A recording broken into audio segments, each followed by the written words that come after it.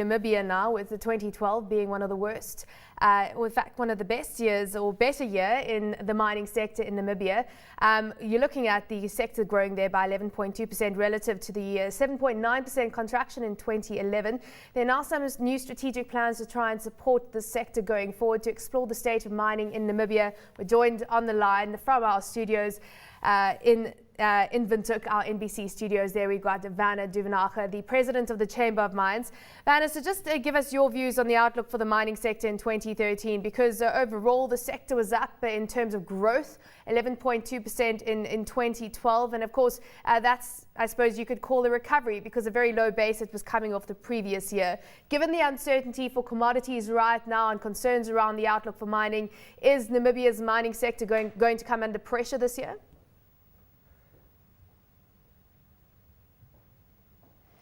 Yeah, thank you, Samantha. I think if you look at the contraction in the previous year, 2011, it was mainly driven by diamonds, and then the recovery in 2012 was again mainly driven by diamonds. I think looking into 2013, although currently in Namibia we've got two mines under construction. The one is the huge Usap project owned by the Chinese, and then also a gold mine.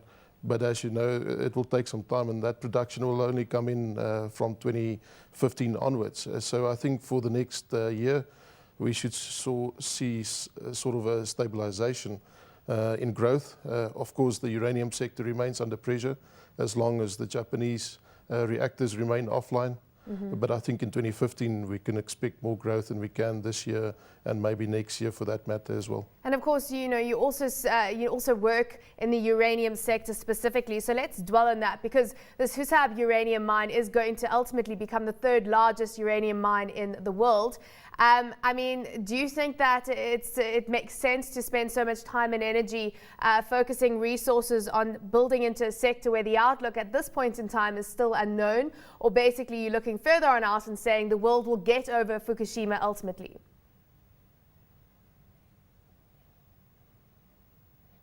Yeah, I think there's two things that's of importance here. The one is, and it's a general view from the uranium sector per se, is that what we're currently seeing is a short-term issue with regards to the prices and the demand situation, and we expect that to be changing within the next 12 to 24 months. And then I think the second, and that's more or less when the Usap project will be coming into production. And then secondly, we need to understand that the owners of the Usap project are the owners of nuclear power plants themselves, so they've got a totally different view on investment into uranium at the moment than the general market would have. Water is a big issue, and for uranium mines, once again, it's a big issue. I mean, to what extent is the chamber getting involved in ensuring water licenses, and I suppose on the other hand, ensuring that you have sustainable water supply to the mines?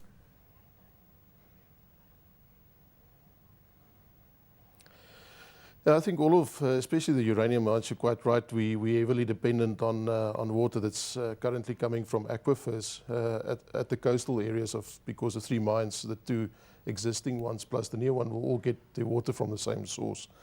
And we've been in negotiations with NamWater, the national utility, who's been in negotiations with Arriva, who owns already existing diesel plant. And those negotiations have been quite productive the last few months.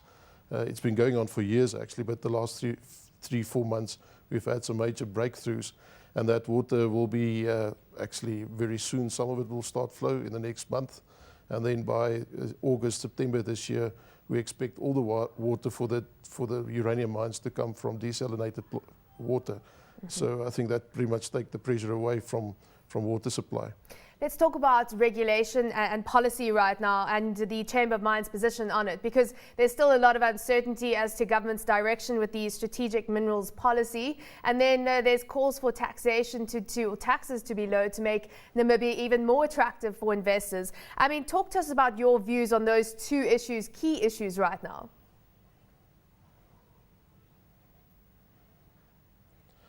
Yeah, I think we earlier in the week, in a statement that our outgoing president made, he raised the issue that there's really two outstanding matters that with government that the chamber are looking at trying to resolve.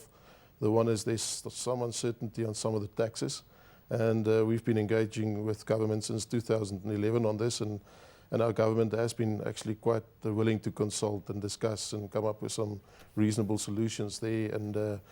And some of the taxes they have actually indicated that they are thinking about lowering it, like the withholding tax. So we see some certainty coming that way. Then on strategic minerals, that's the one where we are not so 100% sure about the definition of the role of the state-owned enterprise, Epangelo Mining. But we are continuously engaging with the minister and his staff and Epangelo themselves. And I think what we're seeing over the last few weeks and months is it is starting to sort of crystallize what that role is going to be.